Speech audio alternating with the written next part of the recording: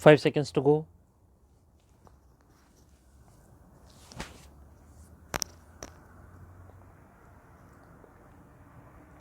Start. However, the existence of human rights, the very characteristic of these rights, was not discovered or forged in 1948. These rights have existed ever since the advent of man and women.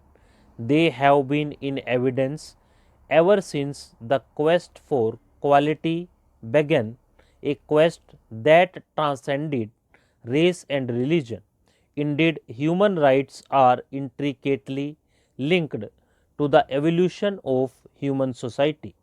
The sages of ancient India realized the importance of human election to the state assemblies, and every election, even to the local self governing bodies, brings us face to face with the serious shortcomings in our electoral system.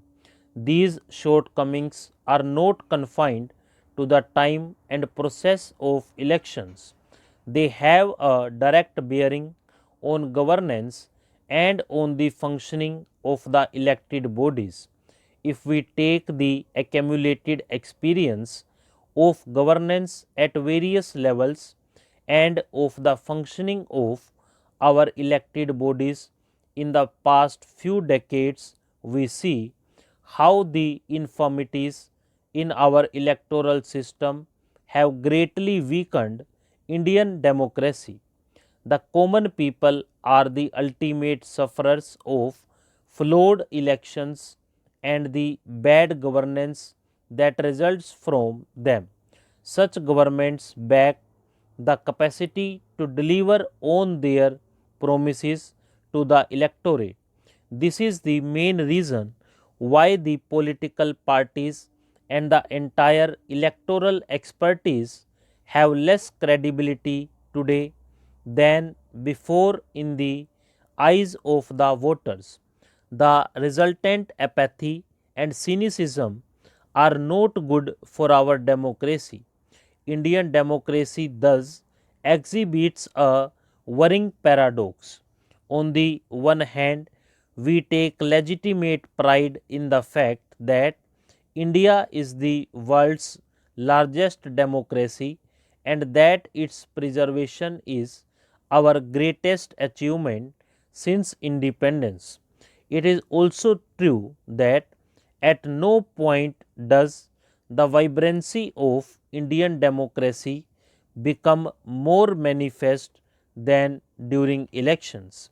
Yet, on the other hand, it is the may weaknesses in our electoral system that have impaired our democracy the most. Removal of this paradox is the greatest task before us as we get ready to face the challenges and opportunities of the 21st centuries.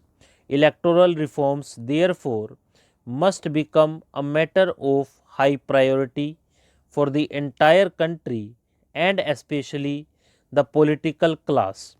The national agenda for governance, which my party and our alliance partners have jointly adopted as the basis for our government, has clearly stated our commitment to implement electoral reforms.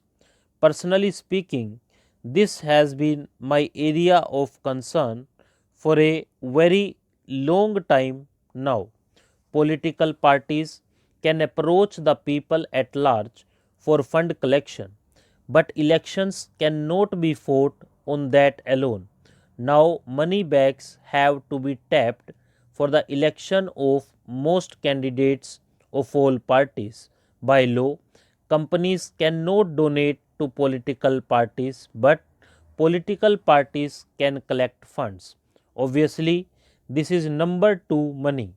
There is no accounting of this money. The Joint Select Committee of Parliament had accepted the recommendation that an expert committee be set up for this. This was, however, not done. In 1990, the then Law Minister had prepared an amendment bill proposing extensive amendments to the Representation of the People's Act.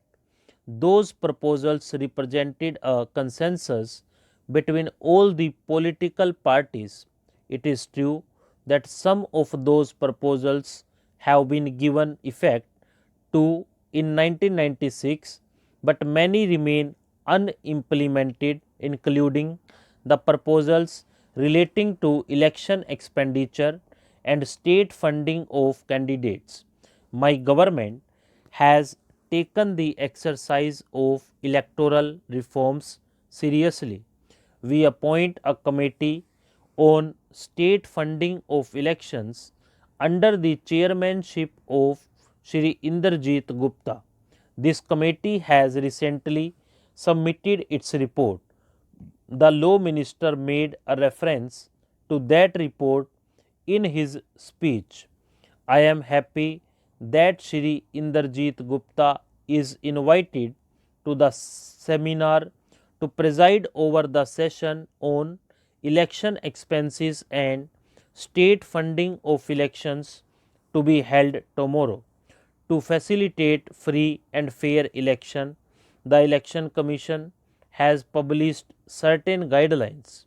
There is a demand that the government give statutory status to some of them. Effective implementation of these rules of conduct depends upon the good sense of the political parties, sense of discipline on the part of the administrative apparatus, and the willing cooperation of the public at large.